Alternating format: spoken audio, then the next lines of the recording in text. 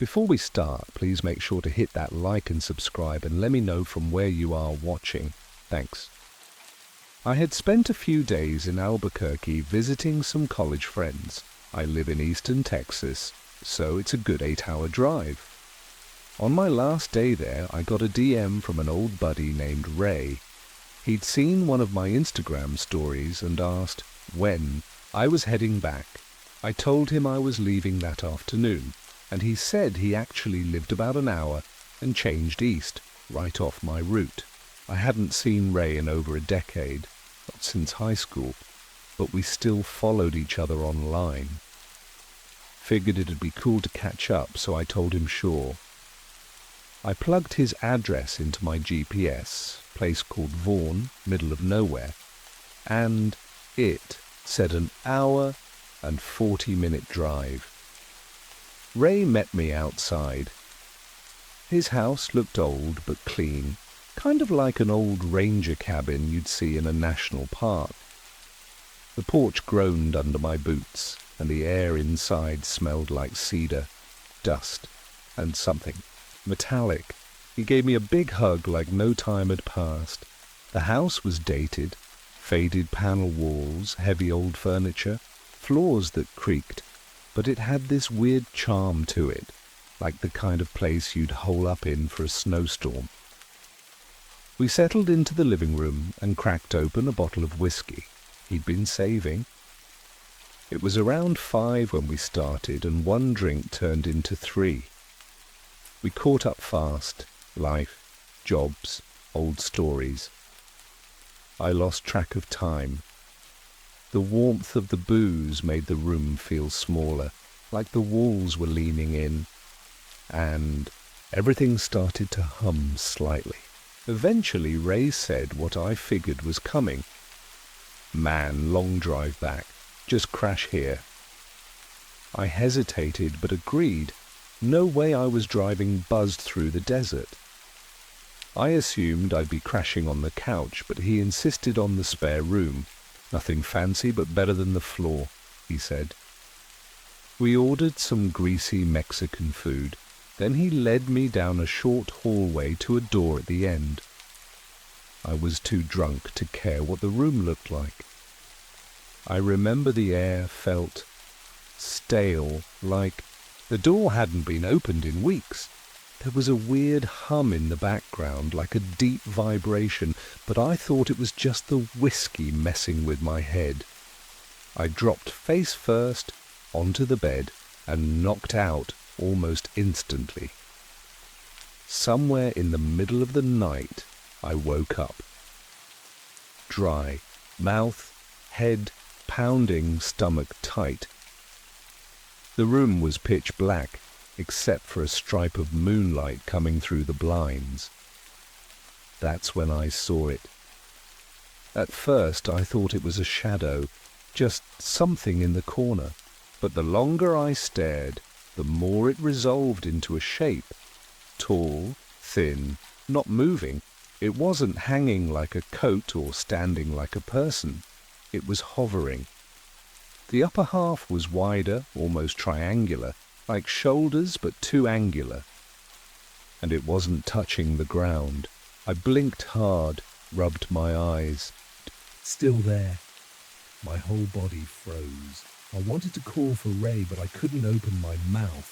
I rolled over and squeezed my eyes shut, heart racing. I told myself it was just a drunk hallucination, just the dark playing tricks on me. I don't know how long I was out, but I snapped awake again, this time from a low-frequency sound, like a distant generator or a power station humming deep underground. Then I heard something else. A slow creaking, like the floorboards being stepped on very carefully. My eyes shot open. The room was brighter now, just before sunrise. I turned to the corner. The thing was gone. I sat up too fast and nearly puked. The hum was gone too. I stumbled out and ran to Ray's room. He was dead asleep, snoring like nothing had happened. I shook him awake. took a few tries. Finally, he opened his eyes, confused. I said, "That thing in the room, the shadow, did you see it?" He looked at me totally blank. "What shadow?" I told him exactly what I saw, how it hovered, how it was shaped. Ray frowned and said, "Dude, I don't store anything in that room. That closet's empty, always has been. There's no rack or hook in there." I stared at him, waiting for the joke, but his face didn't change. "Come look," I said. He followed me back, barefoot, still groggy. I pointed to the corner. It was right there. He just rubbed his eyes. "You sure it wasn't a dream?" I said, "No, I know the difference. I was awake, twice." We stood there in silence. The room felt even heavier than before. Finally, Ray muttered, "Screw it, let's check the place." We walked the whole house, checked the locks, every door and window, the attic hatch, even the crawl space. Nothing. No signs of anyone else. Ray was quiet after that. He didn't try to explain it.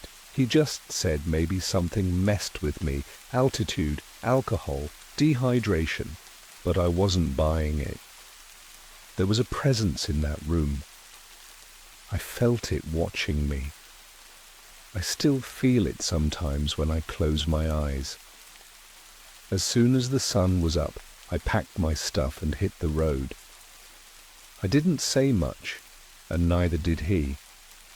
The entire drive home, I kept thinking, what if it wasn't just a hallucination? What if something else was in that room, observing me? Not human, not even physical, just studying, waiting.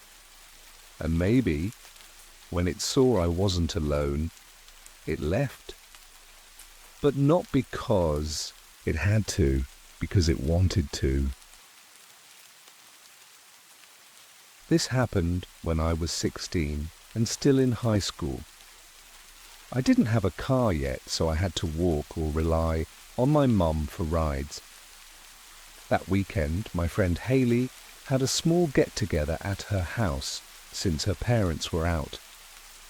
She lived about 20 minutes away on foot, so my mum dropped me off but told me I might have to walk home if she went out, which usually meant she was going on a date. Everything was fine until 4 boys showed up uninvited, one of them being someone I didn't want to see. Haley had sneakily invited him, hoping we'd work things out, which made the vibe awkward. I eventually decided to leave and started walking home. A few minutes into the walk, I noticed a man behind me, middle-aged, hoodie up, hands in his pockets. He smiled and said, "How you doing?" I replied with a quick hi and kept walking, but he stayed behind me, turn after turn, as if he was tracking my route. Then he said, "Isn't it such a nice night? And are you from the neighborhood?" I lied and said no, but what really shook me was when he said, "I'm not going to hurt you. You live by the elementary school, right?" That's when I turned and saw his smile change, less friendly, more off. I screamed and ran, yelling for help. He chased me, but fled when house lights flicked on and neighbors peeked out. I stayed with a couple outside until Brandon, the very boy I'd wanted to avoid, came to get me. We went to my house, but my mum wasn't home yet. Later that night, we heard footsteps circling the house and the backyard gate creak open. We looked out the window but saw nothing, until we heard a man's voice say, "I see you up there." We called the cops immediately. Brandon did the talking, and the police arrived quickly, reassuring us with their presence. The scariest part? That man knew exactly where I lived, and I don't think he was just a stalker. The way he always kept the same distance behind me, how he never showed up on any neighborhood cameras despite a full patrol car being stationed nearby, and how his voice almost echoed weirdly like it was inside my head. All of it felt off, unnatural. Afterward, I had nightmares about blinking lights, missing time, and being pulled upward into the sky. My mum installed a full camera system and even sold the house a year later because I was too shaken up to stay. I never saw that man, or whatever. He was, again. But I don't walk alone at night anymore. I don't think he was human. I used to work for a contractor surveying invasive plants for the U.S. Forest Service in Southern California, covering places even the public couldn't access. Our crew of 6 would spend 10-hour shifts combing the forest with GPS units and tools like axes and knives. One place we avoided for months was an abandoned day-use area, a creepy, gated-off site where people regularly jumped the curb, walked in with bags and vanished among broken appliances and trash. No invasive species were logged there, but eventually we were assigned to survey a 7-mile stretch that included the area. I volunteered to cover the right side, which meant going directly into that zone with 2 co-workers. As we explored, we found disturbing things: perfect square holes carved deep into the concrete, bloody rags, a makeshift grave marked Diamond, and half a skateboard sticking out of the dirt. Then we stumbled upon a canyon that didn't show on our GPS until we got right up to it. Inside was a hidden structure barely bigger than a shipping container. Its door hung open. We peeked inside and saw blankets, porn magazines, and children's clothing. I backed away while my co-workers kept joking around. Nearby, a truck had appeared, parked alone beyond the gate.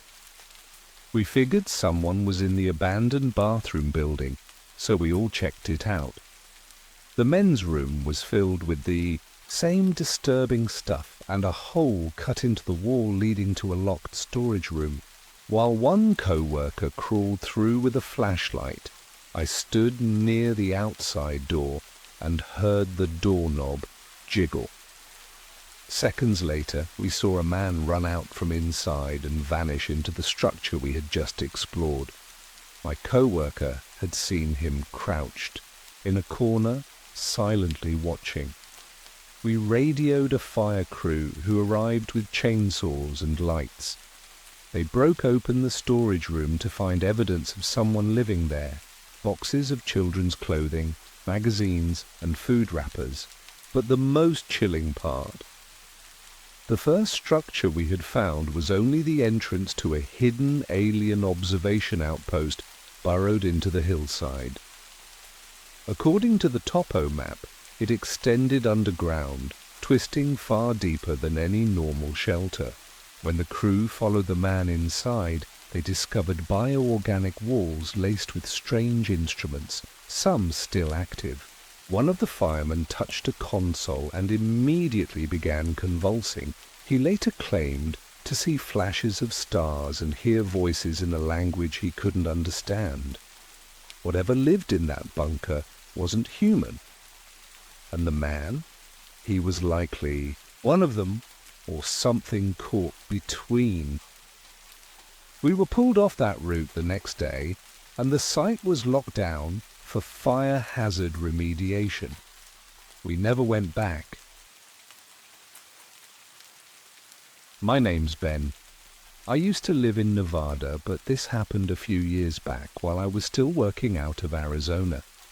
Down in southeastern Arizona, there's a place called the Chiricahua Wilderness, a massive stretch of desert canyons and high plateaus full of rough switchbacks and dead zones where phones go silent for days. You need a 4-wheel drive just to get in. Folks go out there for hunting, hiking, or to be left alone. A lot of military types like it too, or at least they used to. My partner Jess and I planned a week-long camping trip deep into the Chiricahuas. specifically to this place called Skeleton Basin. It's isolated as hell. We packed recovery gear, topped off the truck, stashed fuel on the rack, and even filed a route plan with the Cochise County Sheriff's Office. Common practice if you're heading that deep. After 8 hours of grueling desert driving, we reached the basin just before sundown, found a quiet spot near a dry wash under mesquite trees. It was midweek, off-season. We were completely alone.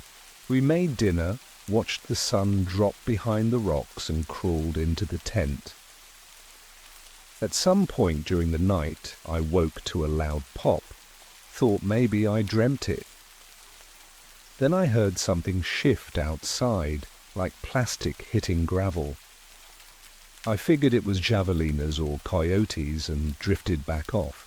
At sunrise, I stepped out to take a leak, and right away I felt off. One of the chairs had moved, and a bag of bread we'd left sealed was sitting half-eaten on the table. Jess swore she hadn't touched it. Then I noticed footprints near the truck, clear as day in the dry dirt. And they weren't ours. Bigger, wider, almost hoof-like, but wrong. We argued about whether it could have been an animal. Eventually we stayed. I had a rifle, and maybe that made us feel safer than we should have. Later I went off solo to check out an old plane wreck about a mile from camp. Some Cold War drone that had crashed decades ago. On the hike back, I saw Jess walking fast toward me, rattled. She'd gone to the wash to rinse dishes, and when she looked up, she saw a figure in the trees across the basin. It looked like a man, tall, wiry, bald, but he was flickering. She said it was like he kept shifting out of view, like when heat rises off the road. Then he just vanished behind a boulder without a sound. We jumped in the truck and drove every trail in that valley. Not a single soul. No tire tracks, no smoke, no prints. That evening, shaken, we cooked a quiet meal. Jess had the rifle within arm's reach. Later, she asked me to walk her to the makeshift bathroom we'd set, up behind a scrub oaks about 50 meters from camp. As we rounded the tree coming back, we both stopped dead. Standing right at our fire pit, 1 meter from the rifle, was the figure Jess had seen. At first I thought he was a man, but the closer I looked, the more I realized he wasn't. His skin shimmered faintly, like it didn't fully sit on the frame underneath. He was bald, maybe 7 feet tall, and wore a coat made of what looked like snake hide, stitched in a spiraling pattern. In one hand, he held a bone-shaped tool or weapon. The other hand had no fingers, just a smooth surface like a hoof. I saw metal glints where ears should have been, like embedded chips.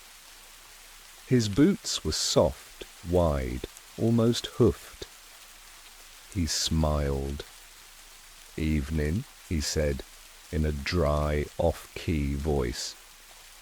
I replied, heart pounding, "You from around here?" He tilted his Head. Just wondering. Need anything? I asked, mostly to stall while I edged toward the rifle. He looked right at it. Weapons don't concern me. That was enough for us. We packed up camp in minutes, which was stupid in that terrain and dark. But we weren't staying. We drove out all night. Didn't see another soul, not one vehicle, campfire, or light. Back home, Jess checked the camera. It was blank. No memory card, neither of us had taken it out. We told the story to a friend who used to work air surveillance. At the Davis Muntham base, he went pale and asked if we'd ever heard of the Whistler. Supposedly it's an unconfirmed entity spotted near old crash sites in the southwest.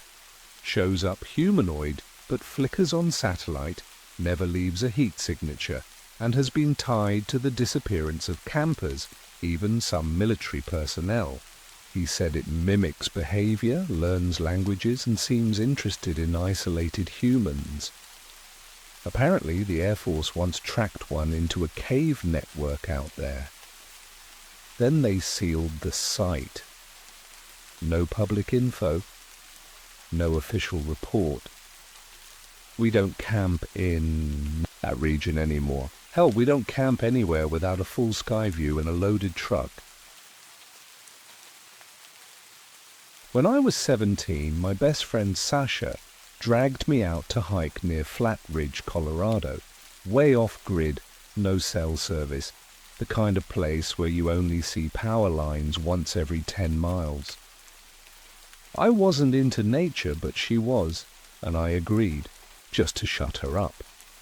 We parked at this dusty ranger lot early Sunday morning, not another car in sight, and hiked a steep ridge trail until we lost it entirely and had to follow animal tracks through brambles and pine. On the way down, we hit an old logging road, hoping to make our way back quicker. That's when this beige van pulled up. Plain, unmarked, looked like something a utility worker would drive. The guy inside was mid-40s, long blonde hair under a ball cap, aviator sunglasses, friendly voice. "You girls need a lift?" he asked with a smile. Sasha hesitated hard. Her whole posture changed, but I said sure before she could object, thinking we were lucky someone came by at all. Inside, the van had a weird smell, like metal and ozone, and the back had no windows. We sat behind the passenger seat next to a heavy-duty cooler, but when Sasha peeked inside, it wasn't drinks or ice. It was some kind of tech, wires and blue lights pulsing like a heartbeat. The man drove slowly, then said he had to make a stop at a field unit before dropping us off. We didn't know what that meant until he pulled off into a hidden clearing. At the center was this low silver dome, half buried in earth. No signage, no doors, just a blinking panel and a hatch. He got out and went inside like it was routine. That's when Sasha flipped. She found a folded black helmet next to the cooler and a laminated satellite map under the seat, marked with red circles all over the state, our exact location included. We didn't wait. We got out and ran. I fell twice on rocks. Sasha dragged me up, and we bushwhacked through brush for what felt like hours. When we finally reached the lot again, our car was gone. But the van was there, parked where we'd been, facing the woods like it was watching. We ducked behind a tool shed and waited. For nearly an hour, nothing moved. Then we heard our car's back door creak open. The man stepped out, not the man we'd seen earlier, but something wearing his face. The skin looked too tight, like shrink wrap, and his eyes soaked up the fading light without reflection. He scanned the woods, paused, then calmly got back into his van and drove away without even closing the door fully. We ran to the shed and radioed for help. A pair of rangers came an hour later in an official truck, but they didn't write anything. Down and insisted the guy must have been some lost contractor.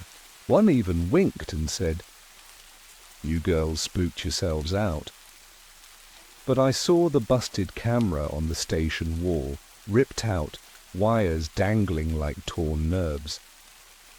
Sasha went back weeks later with her uncle, and the dome was gone.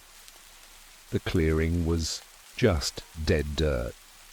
But the trees surrounding it had turned pale silver, like they'd been bleached from the inside out. Their branches drooped and their needles pointed straight at the ground, unnaturally uniform. I haven't hiked since. I don't drive alone through the back country anymore, because what we saw wasn't human. It was waiting for us, wearing a smile, and it didn't need to hurt us. It only needed us to see it, to remember, and maybe to tell you in case next time it offers you a ride. I was a junior in high school when I started running cross-country, and I loved running alone. I wasn't the fastest, but I had endurance and liked the way my mind went quiet when my feet hit the ground in rhythm. That's probably why I took the job from a woman in a rural neighborhood near a forest preserve. She paid me $10 per run to exercise her hyperactive pup, Izzy. It was a quiet area with some houses, a few abandoned farms, a cemetery, and the ruins of some old cult compound that everyone in town pretended not to know about. My parents told me to avoid running too far into the woods, said it wasn't safe, but I figured I could outrun anything. I was wrong. One evening, just before sunset, I decided to take Izzy for a longer loop. The sky was glowing orange, shadows stretching long across the cracked road. The deeper we ran, the quieter it got. I remember noticing that even the birds had stopped calling. About 2 miles in, where the road curved between thick woods, Izzy froze. Ears up, tail stiff. Then she whimpered low in her throat and stared into the trees. I followed her gaze and at first saw nothing, just the shifting leaves. But then between 2 trunks I saw him, a man, short and stocky, face partly hidden. Under a hat, wearing a heavy coat and gloves even though it was warm. His eyes locked on me, not blinking. I nodded, pretending not to be scared, and started jogging again. A few steps later, Izzy froze again. This time, when I looked back, he was closer, standing just feet from the road. His head was tilted, and there was this calculated stillness in him, like he wanted me to see that he had moved. I ran, trying to play it cool, glancing back every few seconds. I thought I'd lost him, but then I caught movement. He was sprinting toward us with a butcher cleaver in one hand. That's when all calm shattered. I bolted. Adrenaline hit like a lightning bolt. My lungs burned. Izzy's leash pulled hard in my grip, and I pushed myself like I was in the last leg of a state final. I heard his boots pounding, but not his breath, just silence under the noise of my own gasps. That silence was worse than the sound. And the way he moved, his arms flailing wrong, his legs twitching like he wasn't used to his own body. That's when it hit me. He wasn't breathing at all. I took a sharp turn into a nearby neighborhood, zigzagging through yards, hoping to lose him.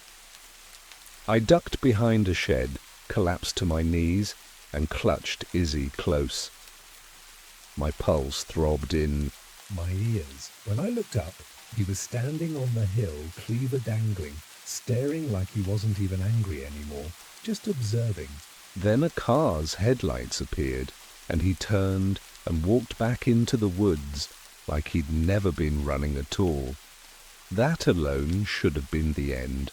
But a week later, I went to return Izzy's leash after her owner said she'd be away a while. When I knocked, no one answered. The porch light was on, but her car was gone. I peeked inside and froze. The whole living room was torn apart, furniture overturned, pictures smashed. One picture was face down by the door. I flipped. it over and nearly dropped it. It was a photo of the woman standing with a man, short, stocky, face half hidden by a hat. Same build, same dead stare. Only in the picture he wasn't holding a cleaver, he was holding Izzy as a puppy. I backed away fast and ran home. I didn't tell my parents, didn't say anything, but I started digging. Late at night, I looked up what I could find about the commune that used to be in the woods near her place. Turns out it was shut down decades ago after a string of disappearances. Locals said the leader believed he could summon things from beyond the sky through fasting, chanting, and electrical wiring strung through the trees. The sheriff at the time dismissed it as drugs and mental illness, but no bodies were ever found. Then I found something worse. A grainy old photo of the cult's inner circle. There he was again. Hat, coat, dead eyes. Same face. But the photo was dated 1978. I compared it side by side with the picture from the woman's house. He hadn't aged a day. That's when I realized he wasn't alive. Not like us. Maybe not ever. I stopped running near that road after that. But Izzy's owner was never reported missing. No news coverage. Nothing. Like she'd just vanished. But one night, a month later, I saw a flash outside my window, like a camera flash, but silent. I looked out, across the street, between two houses. I saw a figure, same coat, same hat. He didn't chase me this time. He just stood there, tilting his head again like he was curious. I never told anyone. Not because I'm brave, but because I know what happens when you ask too many questions. I stopped running completely after that. I still have Izzy's leash in my drawer. Some nights I swear it's slightly out of place, like someone touched it, or like she's trying to come back. But I never open that drawer at night, and I never, ever go back toward that forest. I grew up in a tiny rural stretch outside Bledsoe, Oklahoma. Just a few cul-de-sacs looped into wheat fields and cattle pasture, the kind of place where the air smells like dirt and diesel and where nobody notices if something strange happens. Since quarantine, the isolations felt like a trap. The first time I saw something weird, I was 10. My cousin Luke and I were walking our dogs near the gravel turnout that leads to Route 9. A white SUV rolled up, and a pale guy with curly blonde hair leaned out the window, beckoning us like he already knew us. Luke started toward him, but I pulled him back by instinct.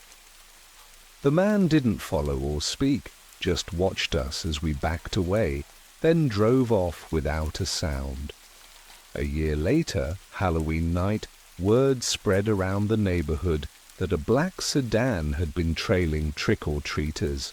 One dad tried to confront the driver, and the car lunged toward him before vanishing down a ditch road.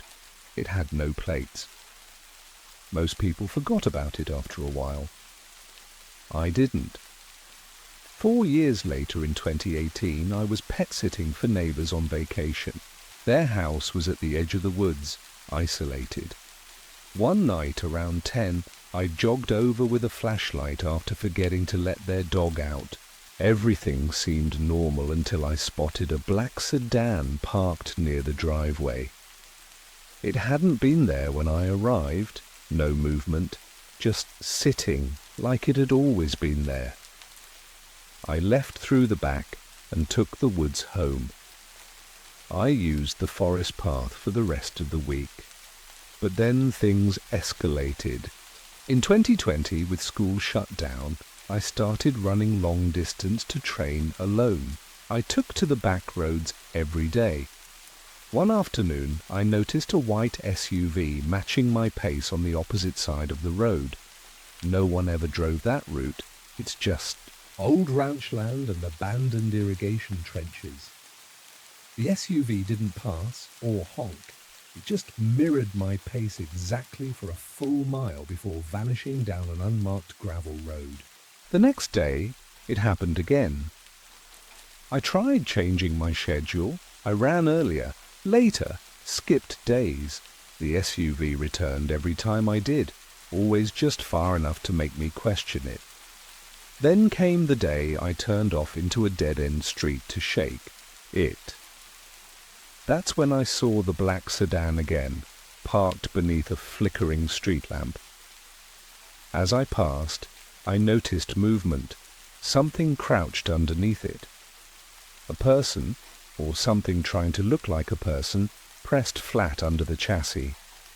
Its limbs were too long, like it didn't understand how to fold properly. I bolted back toward the main road and saw the white SUV idling at the top of the hill, boxing me in. The moment I passed, the driver door flew open. Same man, blonde, tall, unnaturally tall, like his body didn't belong here. He moved like someone puppeteering bones from the inside. He didn't chase right away. He opened his mouth and said, "We've watched you adapt. You are ready." The voice didn't echo from his throat. It came from around him, vibrating the air like a low hum. I sprinted home, and when I turned back, he was standing still in the center of the road, staring upward. The next morning, there were strange burn marks in the field behind my house, perfect circles, the grass completely vaporized. The sheriff said it was probably lightning. That night I started hearing the same voice in my sleep. I'd dream of running endlessly, but the road never curved, and the stars above pulsed with something alive. Then I began waking up in places. I didn't fall asleep. Once in the kitchen, once on the porch, once barefoot in the backyard, staring straight up.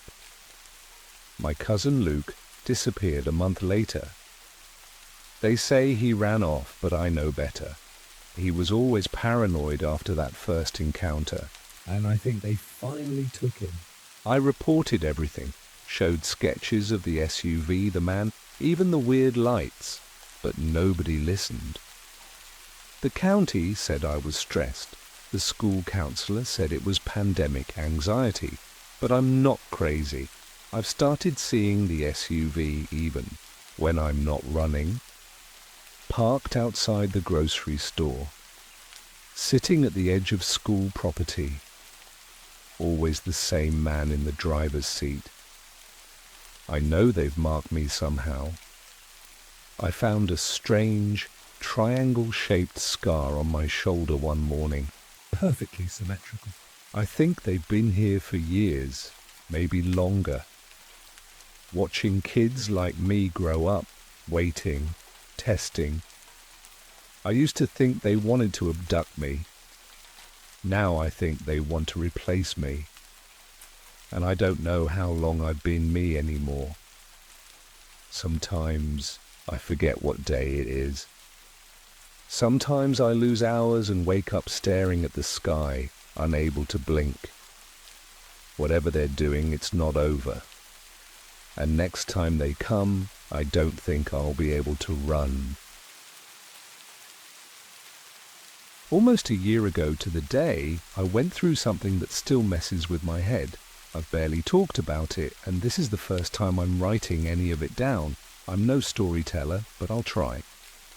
My buddy Zach and I decided to do a short hike in the Okanagan Highlands in Washington. It was late October, cold and drizzly. Perfect, if you ask me. I like that dead quiet vibe you get in the woods that time of year. It was a Tuesday, and we figured the trail would be empty. It was a 40-minute drive from town, and when we got there, sure enough, No cars. Not one. Just ours. We were pumped. We'd have the whole place to ourselves. About 10 minutes into the hike, Zach stopped. He was staring off through the trees and said, "Tell me that doesn't look like a face." I didn't see it at first, but then I spotted what he meant. Something pale and round peeking from behind a pine. It did look like a face. Humanish, maybe. It wasn't moving. I told him it was probably a trick of the light or branches. But when we got closer, it became clear. It was a mask, some weird pale silicone-looking thing nailed to the tree. You wouldn't have seen it if you weren't looking. It blended in with the bark and moss. It wasn't a costume mask either. It was blank, with tiny slits for eyes and mouth, like a placeholder for a face. Zach yanked it off, even though I told him to leave it. Inside was a note. Step 1. Walk due north from this tree. Look for the second sign. I thought it was some dumb hiker's scavenger hunt. Zach didn't. He pointed out that the first mask was way off trail. No sane person would want kids or tourists wandering out there. But of course, he wanted to follow it. I didn't, but I trailed behind. We bushwhacked through undergrowth and pine needles for maybe 60 feet and found another mask, half buried in the dirt. Another note. Step 2, continue past the outcrop. You'll know when you're close. This went on. 3 more steps. 5 masks total. Each note creepier than the last. The last one said, "We've seen you too." That was it. No directions. No more steps. Just that. We stared at it, dead quiet. It felt wrong. I remember this low pressure in my ears, like the forest had gone vacuum silent. But we laughed it off nervously and turned back toward the trail. I kept hearing these metallic clicks in the trees like something mechanical. We made it back to the car a couple hours later and saw a second car had parked right next to mine, like too close. Driver side to driver side, almost touching. No one in it and no one around, just empty. We drove home talking about the masks, half joking that maybe it was a government training op or some sci-fi Halloween thing. I dropped Zach off and went home. That night, around 11, I was getting ready for bed. I lived alone at the time. While brushing my teeth, I heard something outside. I never check the windows when I hear stuff. Rural life teaches you to ignore noises. But that night, I did. And I swear to God, there were 5 figures standing in my yard. They weren't moving. They were tall, too tall and thin, wearing blank masks just like the ones from earlier, but their limbs weren't right. Their arms hung too low, almost to the knees. One of them cocked its head at the window. I dropped to the floor and crawled to my bedroom upstairs. I called 911 immediately. While waiting, I peeked through the blinds. They were doing this slow, swaying motion. Not dancing, more like they were syncing up, pulsing in waves. Every minute or so they'd rush the front door, bang on it with open palms or throw their weight into it. I could feel it shake under my feet. My stomach turned. These weren't kids in costumes. One of them bent down and stared directly into the doorbell cam, but when I checked the feed later, the recording was static. White noise. Then the cruisers pulled in. Red and blue lights flashed through the trees. The 5 figures scattered without a sound. 2 officers gave chase, came, back empty, no tracks, no footage. The cops took my statement but said there was nothing to pursue. No break-in, no damage. Probably a prank, they said. I didn't buy it. The way they moved, it wasn't human. I installed more cameras the next day. It's been a year. Nothing else has happened, but I still replay the vibrations from those hits on my door. It wasn't a game. I don't think they wanted to scare me. I think they were rehearsing something. And if they ever do come back, I don't think they'll leave next time. We were 12 years old when I had the scariest birthday sleepover of my life. 10 of us were at my friend Logan's place just outside Lewistown, Montana. It was one of those clear, early summer days, so we stayed outside most of the afternoon, dragging the basketball hoop into the gravel road out front and taking turns in a one-on-one tournament. It was a dead-end road, barely any traffic, so we didn't think much of it until we noticed this boxy silver SUV circling the cul-de-sac. First once, then again, 10 minutes later, then again. It had this weird humming noise coming from the engine, not like a regular car. It almost vibrated the air. After the 4th or 5th pass, it slowed to a stop at the end of the street. The windows were tinted too dark to see inside. We ignored it at first, but then it reversed slowly, silently, until it was right beside us. The driver rolled down. The window, it was this bald guy with impossibly smooth skin, like plastic, and he wore circular sunglasses even though the sun was behind the trees. His voice didn't sound right. It was high-pitched, clipped, like it was struggling to imitate normal speech. "Hey there, you kids are good. I lost my ball. May I borrow yours?" He stared too long, then added, "You can come with me, only..." A few, just for a little while. I didn't like it. None of us did. I told Logan we needed to get inside now, said his mom wouldn't want us talking to strangers.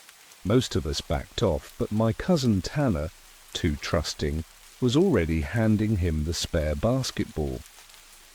I grabbed him by the hoodie and pulled him back. The guy said, "Come on, I won't report you to your units. No one will remember." The bullshit line chilled me. We slammed the front door shut. I peeked out the window and saw Mr. Howard, the neighbour, stepping off his porch. As he crossed the yard toward the SUV, the car shot backward down the road and vanished. My friends thought it was just some creep, but something didn't feel right. That voice, that hum, the way the guy moved, it wasn't human. Later that evening, as dusk fell, the group wanted to play hide and seek outside. I argued against it, still paranoid, but got voted down. I picked the best hiding spot I could find, a narrow, overgrown path between Logan's back fence and the neighbours. It ran behind all the yards, a forgotten stretch of tall grass and cracked concrete. I thought I was invisible. Then I heard it, footsteps, but not right. They were too soft, too even, and there was that hum again, so low I felt it in my chest. I looked down the path and saw a shape moving toward me. When it stepped into the faint porch light, I recognized him. Same man, or at least, same body. But his sunglasses were gone, and what I saw under them wasn't right. His eyes were glossy black, no whites like a deer's or a doll's. He smiled and said, "There you are. I scanned for you. You're different." I stammered that I didn't have the ball. He stepped closer. "Doesn't matter. I only need you." That's when I heard him breathing, or what I thought was breathing. It was rhythmic, but mechanical. I backed away, fast. I should have screamed, but I was frozen, terrified that sound would trigger something worse. I turned and ran. I could hear him moving faster, the hum growing louder. Just as I reached the end of the path, a voice shouted, "Hey, you know that kid?" It was Mr. Howard again, yelling from the driveway. The figure stopped, turned sharply, and in a blink vaulted over the fence like gravity didn't apply. I ran to the front, yelling for everyone to come inside. Mr. Howard followed and knocked on the door. He told Logan's mum everything. She locked the place down, and we didn't leave again that night. I never saw the man, or whatever he was, again. And no one else seemed to remember much the next day. They thought it was just some drifter. But I remember that sound, that voice, those eyes. Looking back now, I don't think he was a predator. I think he was a collector. And I think he'd done it before. Parents, keep your eyes open. The scariest monsters don't hide in the dark. They Park quietly at the end of the street and wait for your kids to forget. My name's Tessa, and I used to work the closing shift at a remote refueling station just off Route 50 in Nevada, what people call the loneliest road in America. It wasn't much, just a diner fused to a gas station, a handful of diesel pumps, and a busted garage that no one had used for years. The kind of place you only stop at because you have to, not because you want to. I worked alone most nights, and though it got lonely, the pay was steady, the regulars were decent, and the tourists didn't stay long enough to get annoying. It was predictable, and I liked that. Then one Tuesday night, close to 1:30 a.m., a man walked in. He looked out of place immediately, tall, clean-cut, maybe in his mid-40s. His clothes were too perfect. A black turtleneck and matching coat with no dust, no wrinkles, nothing that said, "I drove across the desert." He had this calm confidence about him, like a rich guy pretending to be average, and it made my skin itch. He sat at the diner counter and ordered the top-shelf bourbon without asking the price. As I poured, he asked me casually, "Do you like working out here?" It sounded harmless, but it felt rehearsed.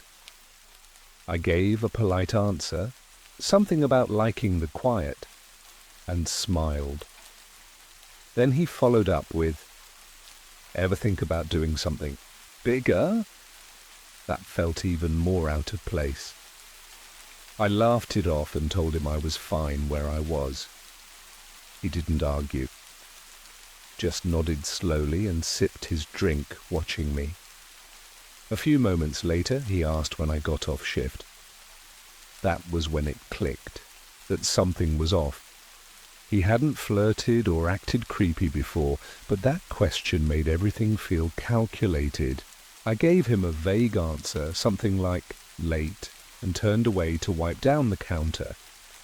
He didn't press, just smiled like he knew the answer already, dropped a crisp $100 bill on the counter, and walked out. A week later, he came back. This time, he wasn't alone. The woman with him looked to be in her early 30s, but dressed like she was trying to pass for college age. Everything about her, her outfit, her hair, her oversized smile, felt staged, like she was playing a role. She leaned on the counter like we were old friends and immediately said, "You're so pretty," as her fingers brushed my arm in this weirdly slow, intentional way.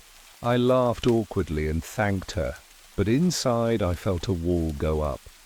The man didn't say a word, just watched. They ordered drinks and started chatting like we were having a normal conversation, but the questions she asked were anything but. How long had I worked there? Did I live nearby? How old was I? She kept smiling, but it wasn't reaching her eyes. I gave short answers, tried to stay polite, but I could feel something tightening in my chest. Then she leaned in closer, lowered her voice, and said she ran an exclusive event series that traveled across the country. Private parties, VIP guests, great pay. She said they were always looking for fun, grounded people to work for them. Said I could make 10 grand for a weekend. She repeated words like safe, private, and fun over and over. I laughed again, more forced this time, and said it sounded too good to be true. She didn't back down, said other girls like me had already joined, that I'd be perfect. Then she looked at the door and said, "You should come outside. Someone can explain it better." My stomach dropped. "No thanks," I said, firmly this time. Just then a group of campers came in, loud, laughing, loud backpacks banging against the booths. The woman's expression shifted, just for a second. Her smile twitched like a mask slipping. She turned to the man, and without another word, they both stood and walked out. I reported it to my manager the next day. We pulled the security footage and wrote everything down. But technically, they hadn't done anything illegal. We didn't have much to go on. 3 nights later, I saw it. That same black Cadillac, parked across the road from the station, headlights off, engine probably running. I couldn't hear it, but I could feel it. I closed up fast, locked everything, walked to my car with my keys ready between my fingers. As I drove off, I saw the Cadillac pull out behind me, not tailgating, just keeping pace, 2 or 3 blocks back. Every turn I made, it followed. I took a random dirt road. It followed. I cut across to the next highway entrance. It followed. Finally, I pulled into the sheriff's lot and parked hard. The Cadillac kept going without slowing down. I thought maybe that would be the end of it, but I was wrong. One night, close to midnight, I was alone at the counter, wiping down menus, when the door creaked open. She was back, alone this time. I texted my manager under the counter without letting her see. She smiled that same fake smile and sat down at the bar. "Thought I'd come check on you," she said, folding her hands neatly on the counter. I told her we were about to close. She pouted, "Just one old-fashioned." I figured if I poured it, it'd stall long enough for my manager to get there. I turned around to grab the bottle. That's when I heard it, the soft click of the front door closing. I spun around. She was gone. I moved toward the front windows and saw it, a black van parked outside, engine running. That's when I heard the back door rattle. Someone was trying to get in. I grabbed the heaviest thing nearby, a wrench, and dialed 911 with the other hand. My heart was thudding in my ears. I didn't run. I don't know why. Maybe I knew if I opened that front door, I wouldn't come back. Then headlights filled the lot. My manager. The rattling stopped. A few seconds later, the van peeled out. Cops came, reviewed the footage. It was worse than I thought. Just before the woman vanished, 2 masked figures had crouched outside the building, one by the door, one near the garage. A third was at the back, making noise, trying to drive me out the front. They had coordinated it perfectly. The license plate, unregistered, no leads. Now I don't close alone. My manager made that official after seeing the footage.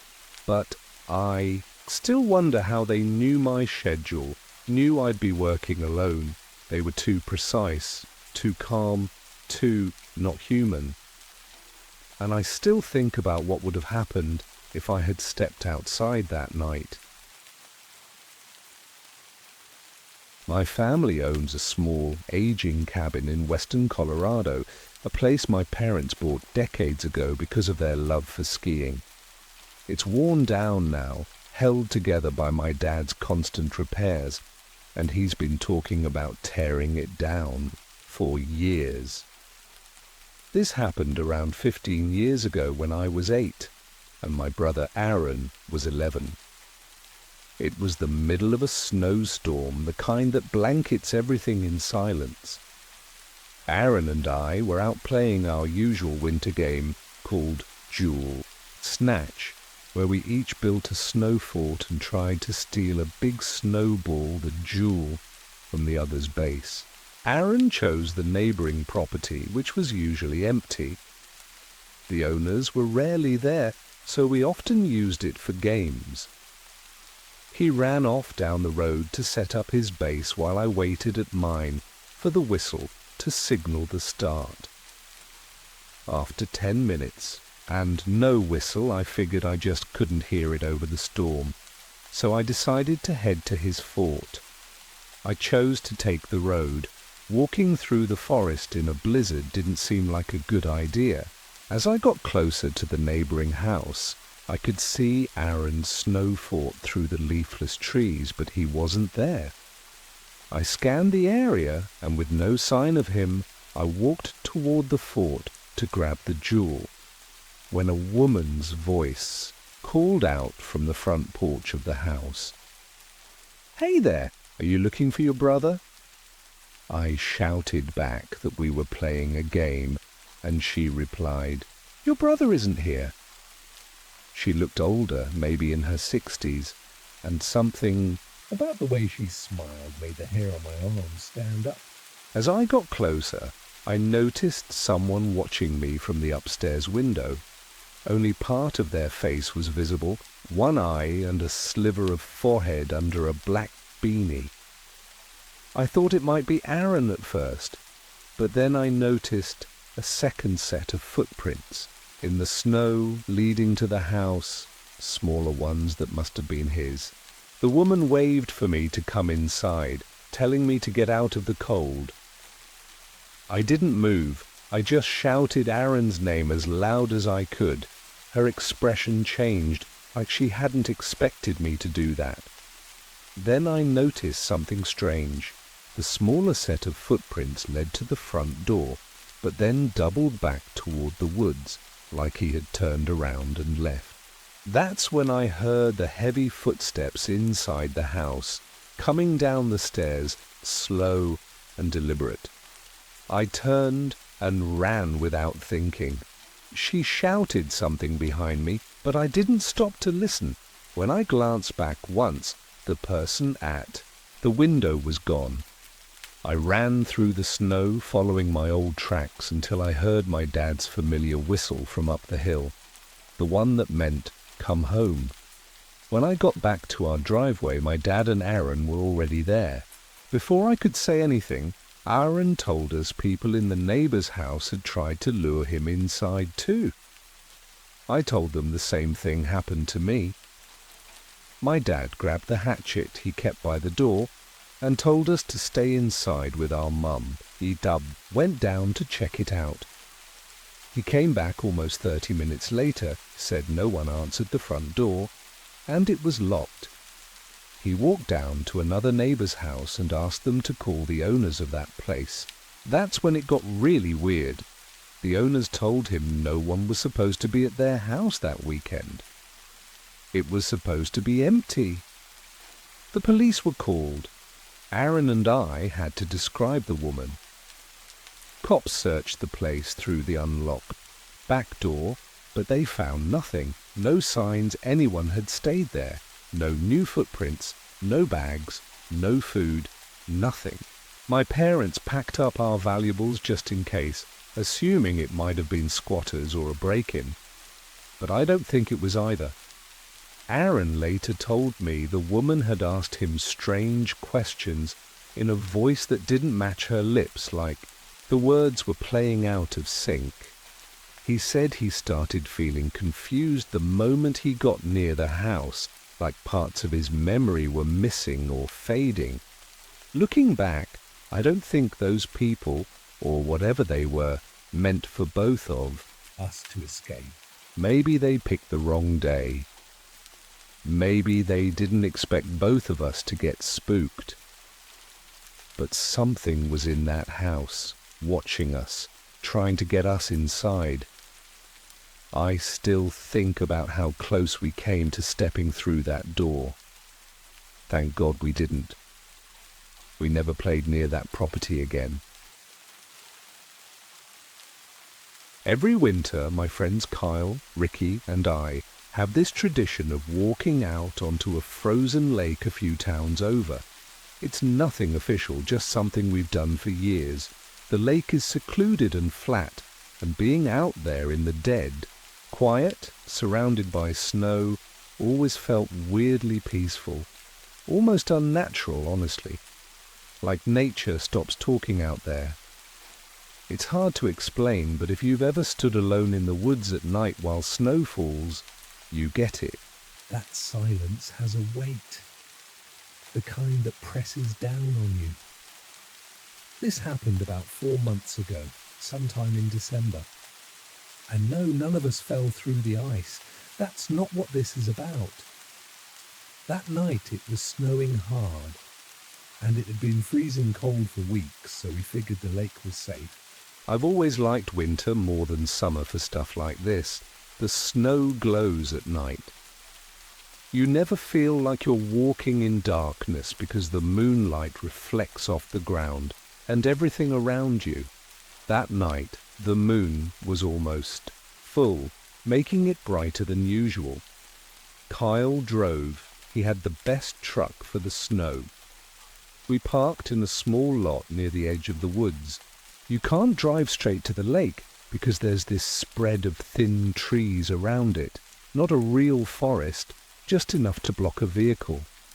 We bundled up and walked through. Ricky and Kyle both lit cigarettes, and I remember thinking how dead quiet everything was. No wind, no animals, no crunch of branches, just our footsteps and the occasional hiss of burning tobacco. It was probably around midnight. We got to the edge and tested the ice like we always did. Kyle picked up a heavy rock and hurled it out onto the surface. It didn't even crack. We stepped out, slowly, spacing ourselves out like we'd been taught as kids. We walked maybe 100 feet from shore, joking around, when Ricky stopped mid-sentence. "What is that?" he said. We turned. Across the lake, barely visible through the snow and tree line, something was moving. Something large and slow. At first, we thought it was a bear, hunched over and shambling through the snow toward the edge of the ice. Ricky whispered, "Is that a bear?" And none of us responded. I was already on edge. The shape wasn't right. It moved too smoothly, too deliberately. And then we noticed something trailing behind it, like it was dragging a cable or a tail, but there was no clear object attached. The way it moved, almost like it was floating an inch above the snow, made no sense. It stepped out onto the ice without hesitation. That's when things got really strange. As it got closer, we realized it wasn't a bear or even a person in a suit. It didn't have a face, not exactly. It looked like a person, sure, but the head was wrong. Too long, like someone stretched it backward, no ears, and it shimmered faintly like heat waves rising off pavement. Kyle whispered, "What the hell is that?" And I couldn't answer. My whole body told me to run, but my legs wouldn't move. The thing raised one arm, long and narrow, and pointed it straight up. Instantly, the moonlight dimmed. I don't mean clouds rolled in. I mean it felt like someone twisted a dial and turned the moon down like a lamp. The light dulled to a sick, grey haze. I felt it in my skull first, like a pressure behind the eyes. Then came the sound. Not loud, but deep, like a subwoofer thumping far underground. Ricky clutched his ears and muttered something I couldn't understand. I realized I was crying without meaning to, just tears streaming down from the pressure. Then we saw the source. Hovering maybe 50 feet above the lake was a shape. Triangular, matte black, with no lights and no sound, except for that low, awful hum. The figure on the ice raised its arm again, and the cable it had been dragging started glowing. Faintly. It wasn't a cable, it was a tether. Something was attached, but it wasn't physical, not like a bag or body. It was flickering, human-shaped, transparent, like a projection that didn't belong in our world. The thing on the ice began walking in circles, dragging that tether behind it. Every time it made a full rotation, the hum got louder. Ricky grabbed my shoulder and shouted, "We need to go, now!" I didn't even nod. I just turned and started moving. Kyle was right behind us. We tried not to run, but it was impossible to walk calmly. The second we moved, the figure stopped spinning. It tilted its head, still faceless, and lowered its arm. The hum cut out completely. Silence slammed down again. Then it screamed. I can't describe that sound. It wasn't human. It wasn't even animal. It was like metal tearing underwater, or a siren warped through a broken speaker. And then everything went black. Not dark, black, like someone had shut off the sky. The snow beneath us vanished. I couldn't feel the ground. For a second, maybe longer, I was nowhere. When the world blinked back on, I was lying face down, in the snow at the edge of the lake. Ricky and Kyle were right beside me, also down. Kyle sat up and said, "What the hell just happened?" And none of us had an answer. The ice was empty. The figure was gone. The sky was normal. Moonlight returned. The hum was gone. We staggered to our feet and ran back to the truck without saying a word. Kyle drove us home in total silence. We didn't talk about it until a few days later, when we were finally sure it had really happened. Ricky mentioned headaches. Kyle said his ears rang for 2 days. I had dreams, visions of being underwater, tethered to something above me that I couldn't see, but we all remembered it. We weren't crazy. The reason I'm telling this now is because last night my mum was watching TV when an old missing persons segment came on. A boy had vanished from a nearby town. No leads, no witnesses. The date of his disappearance. That same week, we were on the lake. I'm not saying it was connected, but I know what we saw and I know what we felt. And I'm telling you, there was something out there that night, and it wasn't from here. A couple of years ago, my friends and I took a weekend trip up to the Red Pines in northern Montana. It was supposed to be this peaceful camping getaway after a year of planning. Just me, Rachel, Rob, Jenna, and Jay. We'd all grown up together, tight since high school. We wanted to unplug and just be somewhere quiet. The forest felt untouched, ancient almost, and after a few hours of hiking, we found this hollow off the trail that seemed perfect to rest in. It was quiet in a way that felt unreal. Dave, who'd caught up with us later, wandered off behind, some trees saying he had to take a leak, and none of us thought anything of it, until he screamed.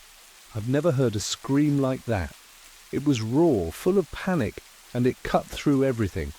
We ran toward it and found Dave on the ground, clutching his leg, shaking uncontrollably.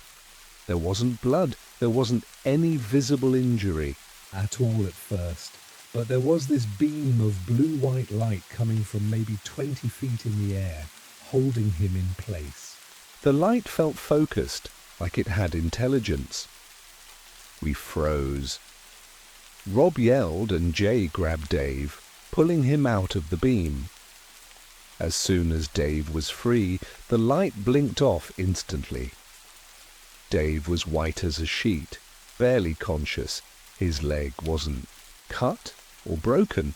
It looked warped, like the skin had melted and reformed wrong, and under the skin something was moving.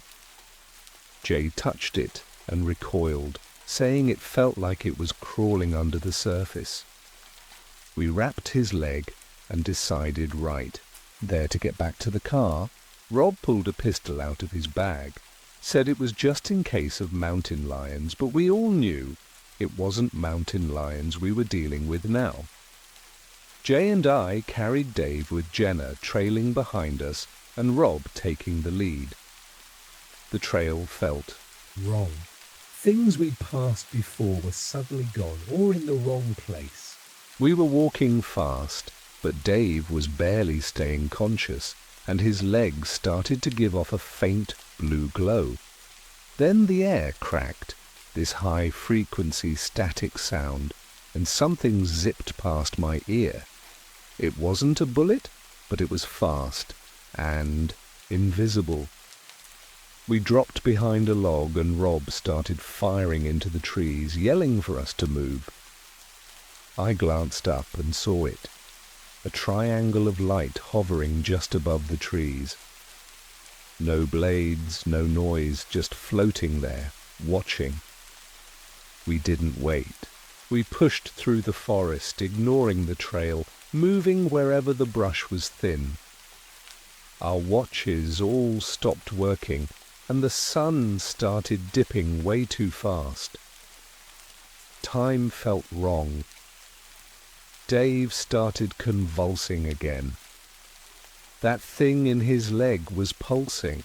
Jenna screamed and tried to calm him down. Then somehow Rob got us back to the car. We don't know how. Maybe we broke through whatever was messing with us. We piled into the car, Jenna in the back seat with Dave, who was slipping in and out, Jay driving, me up front, and Rob still holding the gun. That triangle followed us all the way to the tree line, then shot straight up into the sky and vanished, without a sound. Once we were out of the forest, our phones came back online. We drove straight to a clinic in a town called Greywater, and they airlifted Dave to a larger hospital. His injury baffled everyone. Doctors said it was like subdermal tissue displacement, almost like his leg had been microwaved from the inside, and embedded deep in the muscle they found a shard of metal, almost surgical in shape. It wasn't a fragment, more like an implant, but they had no clue how it got there. Dave eventually recovered. He walks with a limp now, and his leg still glows faintly under UV light.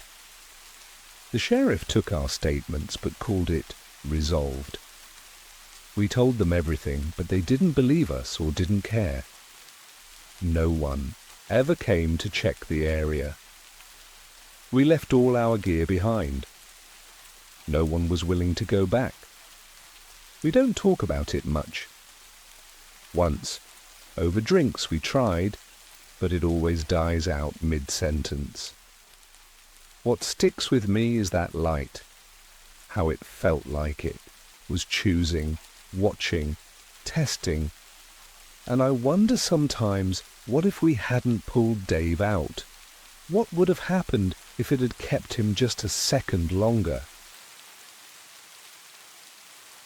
My name's Daniel Cole. I've been working maintenance at Ridgefield Communications Tower in southeastern Oregon for nearly 7 years now. It's one of those places they don't advertise. Government-owned, high elevation, surrounded by national forest and miles from the nearest paved road. We handle uplinks, monitor weather patterns, and maintain microwave relay dishes for back-channel emergency comms, or at least that's the official line. I didn't grow up dreaming about antenna towers or signal repeaters. I grew up in Butte, Montana. My old man was in the Forest Service and had me in the backwoods before I could read. We hunted, hiked, tracked animals. I got good at reading terrain and even better at being quiet. So when I left the army in my late 20s, I wanted something rural, peaceful. The Ridgefield post was perfect, isolated, quiet, with nothing around but lodgepole pine, old fire roads, and the occasional eagle circling overhead. The work isn't complicated. Inspect the towers, log equipment diagnostics, patch fiber if needed. I live alone in a small prefab cabin the government dropped about a quarter-mile from the site. There's solar, a backup generator, and satellite, internet. I'd spend my evenings with a beer, watching the sun bleed out over the treetops. It's a lonely life, but peaceful. That's what I thought anyway. Until late last September. We'd had 2 weeks of weird outages across the secondary. Uplink dishes, just brief drops. My supervisor downstate chalked it up to interference from solar flare activity. I didn't buy that. So one morning, I hiked out to Tower 9. It's deep in the woods, roughly a 10-mile round trip from my cabin. No road access. The last 2 miles are just overgrown game trails. I brought my kit, lunch, and figured I'd make a day of it. I got there by about 2 p.m. and ran diagnostics. Everything checked out fine. No corrosion, no misalignment, no dropped cables. Just one of those mystery glitches, I guessed. So I sat down by a dry wash nearby to eat my sandwich, boots off, just relaxing. And then I heard it. At first I figured it was elk. We get them sometimes, big ones, and they move like tanks through the trees. But this wasn't right. The sound was too clean. No hoof scuffle, no bark scrape. It was this smooth, deliberate crunch, crunch, crunch. Slow and rhythmic. I froze. Whatever it was close. 50, maybe 60 yards. I stood up, scanned the trees, nothing. But the sound kept going. That's when I smelled it, this sharp, burnt ozone stink like metal after it's been arc welded, mixed with something stale, not rot, just wrong. I called out, "Yo, you're in range of federal property. Identify yourself." Nothing, no response, just that steady crunch. I raised my handheld radio and pinged the base. Dead. No static, no signal. That's never happened, not even in snowstorms. My throat tightened. I backed up, slow. The forest felt wrong. I don't mean dark or spooky, I mean like it didn't fit. The noise of birds, wind in the pines, it was all still there, but it sounded like it was playing from a speaker, like it wasn't real. The crunching moved again, closer, not a charge, not fast, just steady, calculated steps.